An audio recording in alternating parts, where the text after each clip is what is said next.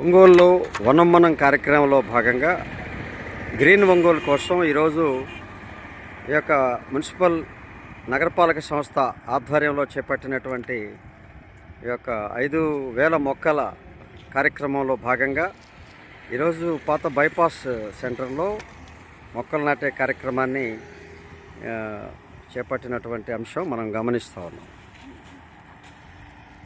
అలాగే అంజయ్ రోడ్లోను నగరం మొత్తాను ఈ యొక్క ఎంపీ గారు, మినిస్టర్ గారు, ఎమ్మెల్యే గారు అందరూ కూడా పార్టిసిపేట్ చేసి నగరపాలక సంస్థ కార్పొరేటర్లు, అలాగే మేయర్ గారు, కమిషనర్ గారు అందరూ కూడా ఇలా ప్రజా పార్టిసిపేషన్, ప్రజల భాగస్వామ్యంతో ఈరోజు ఒంగోలులో మొక్కలు నాటే కార్యక్రమాన్ని నిర్వహించడం జరిగింది. ఇది చాలా శుభపరిణామం. గ్రీన్ ఒంగోలు సాధన కోసం మనందరం ఈ చర్య తీసుకుంటాము. కానీ కొన్ని చోట్ల మనం గమనిస్తే ఈ చెట్లు పైన ఉన్నటువంటి తీగల వైపు కూడా మొక్కలు నాటుతున్నటువంటి పాత విధానాన్ని కొనసాగిస్తున్న తీరు సరికాదు. ఎన్నిసార్లు మనం ఈ అధికారులకు చెప్పినా కూడా ఆ కరెంటు తీగల కింద వేస్తూ అవి మరలా ఎలక్ట్రిసిటీ వాళ్ళు కొట్టేస్తూ అనేక వివాదాలకి, విధ్వంసానికి కారణమవుతున్నటువంటి పరిస్థితులు ఉన్నాయి. దీన్ని దృష్టిలో పెట్టుకొని ఈ యొక్క మున్సిపాలిటీ వారు తప్పనిసరిగా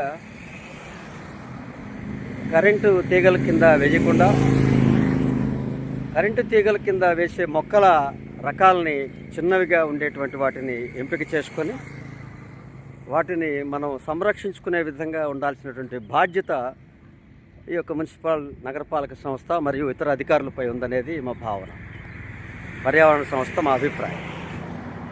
ఈ యొక్క మొక్కలు వేయడం, వీటిని రక్షించడం ఖర్చుతో కూడుకున్న విషయంగా ఈరోజు మనం కొన్ని లక్షల రూపాయలు ఖర్చు పెట్టుంటాం. వీటిని రక్షించాల్సిన బాధ్యత వేసేటప్పుడే దీనికి రక్షణ ఉంటుందన్న గ్యారంటీతో వేయాలి. అలాంటి పరిస్థితుల్ని మీరు నిర్వహించాల్సినటువంటి అవసరం ఉంది. కానీ వేషం అయిపోయింది, ఉంటే మొక్క చెట్టు, లేకపోతే ఇంకొక లెక్క అనేది చర్యగా ఉండకూడదనేది మా భావన. తప్పనిసరిగా ఈ మున్సిపల్ నగరపాలక సంస్థ వారు ఏవైతే చెట్లు నాటారో వాటిని రక్షించుకునే బాధ్యతను కూడా వారు చేపట్టాలి. అప్పుడే గ్రీన్ ఒంగోలు సాధన ఈజీ అవుతుంది. తప్పనిసరిగా గ్రీన్ ఒంగోలుని మనం సాధిస్తాం. గత కొన్ని దశాబ్దాలుగా వేస్తూ ఉన్నాం మొక్కలు. అవి ఏ తీరుగా ఉన్నాయనేది, ఏ స్థాయిలో ఉన్నాయనేది మనం గమనించాలి. మొదటి విడత జన్మభూమి కార్యక్రమం నుంచి తెలుగుదేశం పార్టీ హయాంలో 1996 నుంచి జన్మభూమి కార్యక్రమాల్లో మొక్కలు నాటినటువంటి అంశాలు ఈరోజు